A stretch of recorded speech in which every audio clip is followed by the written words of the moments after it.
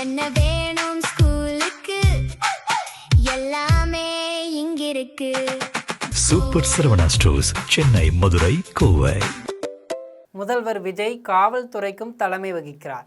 அவர் முதல்வராக பதவியேற்றதிலிருந்து நடக்கும் சம்பவங்கள் தலைவலியாக அமைந்துள்ளன.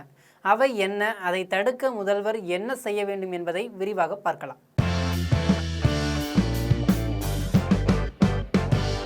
விஜய் தலைமையிலான அரசு ஆட்சி பொறுப்பேற்றிருக்கும் இந்த சூழல்ல தமிழகத்தில் கொலை, கொள்ளை, பாலியல் வன்முறை சம்பவங்கள் அடுத்தடுத்து அரங்கேறி வருகிறது.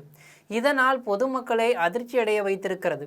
சட்ட ஒழுங்கு பிரிவுக்கு நேர்மையான அதிகாரிகளை நியமிக்காததே இதற்கான காரணம் என்ற குற்றச்சாட்டை முன்வைக்கிறார்கள் விவரம் அறிந்தவர்கள்.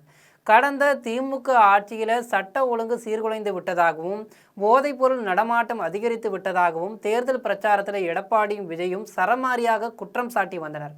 தேர்தல் முடிவில் திமுக ஆட்சி ஓரங்கட்டப்பட்டு விஜய் தலைமையிலான அரசு ஆட்சி பொறுப்பேற்றிருக்கிறது. ஆனால் ஆட்சி மாறினாலும் காட்சி மாறவில்லை என்பது போல இப்போதும் குற்றச்சம்பவங்கள் தொடர்ந்து வருகின்றன. இது குறித்து முன்னாள் போலீஸ் அதிகாரிகள் ஆட்சி மாற்றம் ஏற்பட்டதும் புதிய அரசு தங்களுக்கு வேண்டப்பட்ட IAS IPS அதிகாரிகளை அந்தந்த துறைகளில் நியமிப்பது வழக்கமான நடைமுறை. அந்த வகையில் உளவுத்துறையில் இதுவரை திமுக அதிமுகவுக்கு விசுவாசமாக இருந்து வந்த IG DIG SPக்கள் மாற்றப்பட்டு புதிய அதிகாரிகள் பொறுப்பேற்றிருக்கிறார்கள்.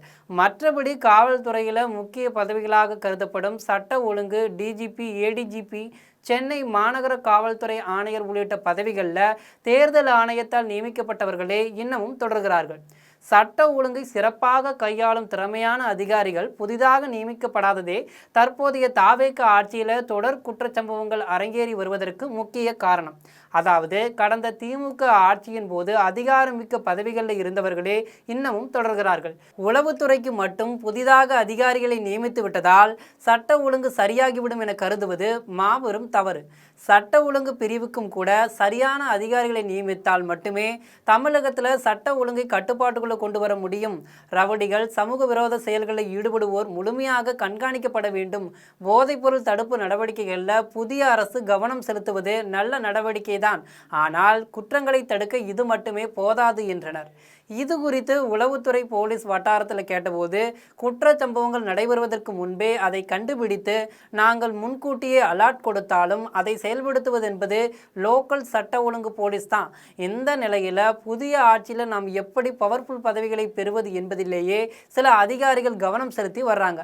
மற்றொரு பிரிவினரோ எப்படியும் நம்மை இடமாற்றம் செய்து விடுவார்கள் என்ற விரக்தி மனநிலையில் இருக்கிறார்கள். போலீஸ் கமிஷனர், மண்டல IG, மாவட்ட SP பதவிகளை திறமையானவர்களின் கையில் ஒப்படைத்தால் மட்டுமே சட்ட ஒழுங்கை கட்டுப்படுத்த முடியும். ஆனால் கடந்த ஆட்சிகளில் சிபாரிசின் பேரில் முக்கிய பதவிகளை பெற்ற சிலர் இப்போதும் உயர் பதவிகளை பிடிக்க புதிய ரூட்டை தேடிக்கொண்டிருக்கிறார்கள். விஜய் தலைமையிலான தாவேக ஆட்சி அமைந்த பிறகு IAS அதிகாரிகள் தான் அதிக எண்ணிக்கையில் இடமாற்றம் செய்யப்பட்டிருக்காங்க. சில IPS அதிகாரிகள் மட்டுமே இடமாற்றம் செய்யப்பட்டிருக்கிறார்கள். முக்கியமான சட்ட ஒழுங்கு பதவிகளுக்கு யாரை நியமிக்கலாம் என்ற ஆலோசனை மட்டுமே நடந்து கொண்டிருக்கிறது. அதிகாரிகள் இடமாறுதலுக்கு பிறகு சட்ட ஒழுங்கு பிரச்சனை சரியாகிவிடும். தற்போது நடந்திருக்கும் கொலை, கொள்ளை, பாலியல் வன்முறை சம்பவங்களின் பின்னணிகளை ஆய்வு செய்து வருகிறோம். விரைவில் அவையெல்லாம் நடக்காமல் தடுக்கப்படும் என்றார். இந்த விவகாரம் குறித்து ஓய்வு பெற்ற காவல்துறை உயரதிகாரியிடம் கேட்டதற்கு ஓரிரு குற்றச்சம்பவங்கள் நடந்தாலும் அவற்றை எதிர்க்கட்சிகள் விமர்சிப்பது வழக்கமானதுதான். புதிய ஆட்சி அமைந்து சில நாட்களே ஆகின்றன. அமைச்சரவை கூட இன்னும் முழுமையாக நிரப்பப்படாத சூழல் நிலவி வருகிறது. எனவே ஆளுங்கட்சிக்கு உரிய கால அவகாசத்தை முதல்ல கொடுக்க வேண்டும்.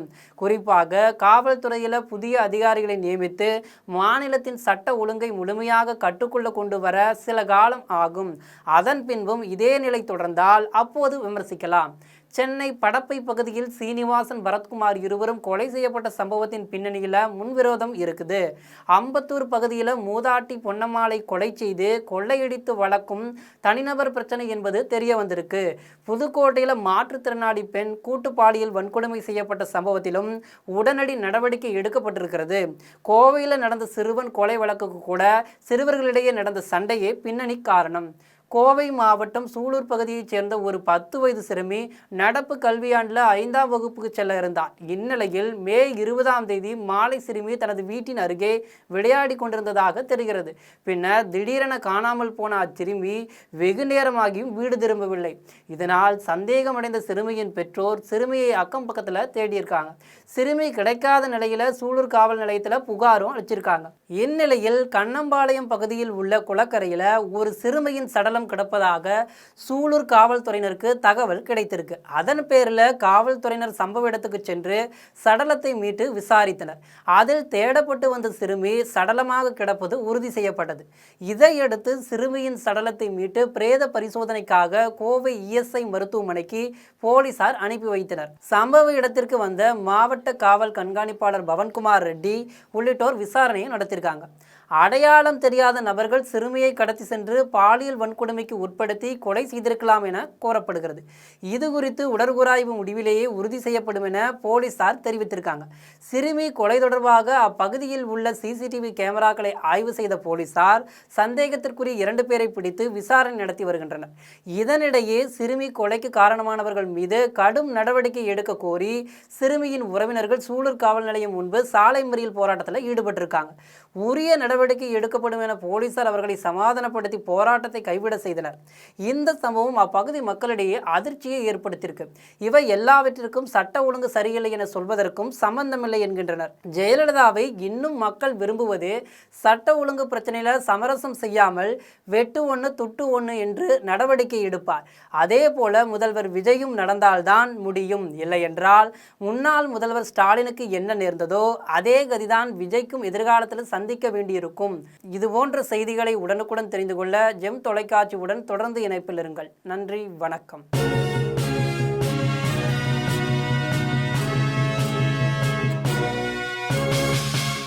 என்ன வேணும் ஸ்கூலுக்கு, எல்லாமே இங்கிருக்கு.